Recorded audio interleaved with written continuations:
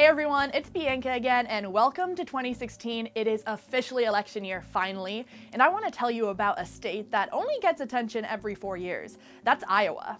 The Iowa Caucuses are coming up, and yes, it's okay if you don't know what that means. Don't worry, I've got you covered. The New Political presents the scene for 2016. The Caucuses. Iowa what? Think of the Iowa Caucuses as the first qualifying round in the race to be president. So yeah, it actually is a big deal.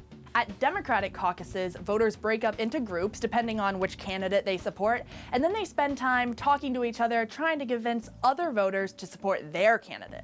Then they vote. Each candidate with at least 15% of the votes moves on to the next round. Participants under the winning candidates then have another 30 minutes or so to convince the other voters why they should realign to their candidates. And that's a really important part of the process because unlike a primary, that means even being a voter's second choice can help out a candidate. And at Republican caucuses, it's completely different. Each candidate gets a single representative to plead their case to the crowd. Then everyone votes in a secret ballot and the votes are tallied across the state.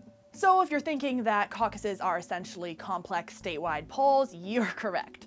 But what difference do they make? It really comes down to what everything else comes down to: money. Iowa picks the losers and not the winner. Since one of the top 3 candidates coming out of Iowa has always won the nomination, nobody wants to donate money to the campaigns who do poorly, causing those candidates to have to drop out of the race. To make sense of the mess, you know where to turn. For the New Political, I'm Bianca Hillier.